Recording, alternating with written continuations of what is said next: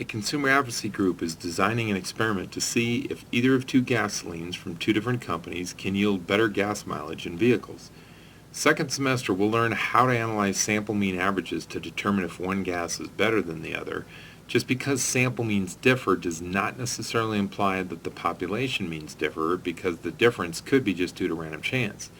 And we will need small standard deviations because ultimately we can only conclude a difference in the means if the mean mile per gallon for one gas is enough standard deviations away from the other mean mile per gallon.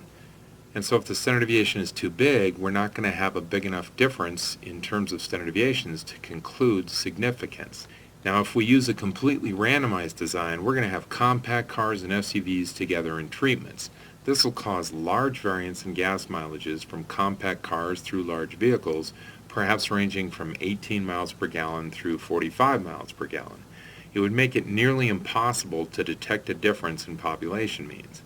A block design can be used to reduce variance and make it easier to determine a difference in population means and allow us to declare a champion between the two gas types. We will block for the size of the vehicle. This is a lot like a stratified random sample. The vehicles participating in our experiment will be put into three groups like strata, but called blocks: compact, midsize, and large vehicles. The desire is to put vehicles into blocks where the vehicles are as similar as possible. Gas mileages within a block will have less variance than if all vehicles were clumped together, and once we have our blocks, we then randomly assign vehicles within the block to get either gas A or gas B.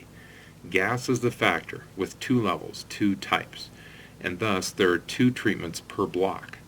We measure odometers before and after and have vehicles drive similar courses at similar times, and we then compare results.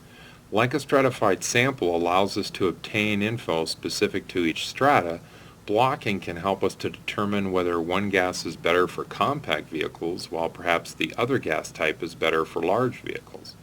Here's a good write-up for such an experiment. Suppose we have 30 of each size vehicle available. We will perform a randomized block design for one factor, gas type, and blocking for size. Our goal is to determine if there is a difference in gas mileage between the two gas types. Our experimental units are vehicles, forming three blocks: 30 compact, 30 midsize, and 30 large vehicles.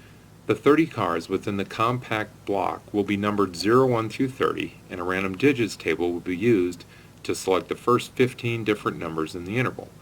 These 15 vehicles will be assigned gas A, and the other 15 compacts will be assigned gas B. Likewise, the 30 mid-size vehicles will be numbered 01 through 30, and the first 15 different numbers in the interval, found in a string of random digits, will be the mid-size vehicles assigned to gas A. The remaining 15 will get gas B. The same will be done for the large vehicles. Then each car will have a tank filled with the assigned gas and will be driven at the same time as the other cars on the same or very similar courses.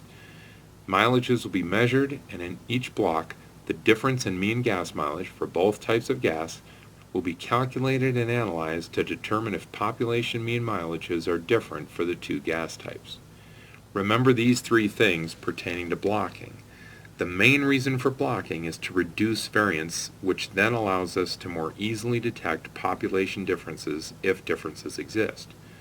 Blocks are made up of experimental units or subjects that are as similar as possible. From each block, the units have to be randomly assigned to the treatments, and the experiment is performed and responses measured and compared. Basically, a completely randomized experiment is performed within each block.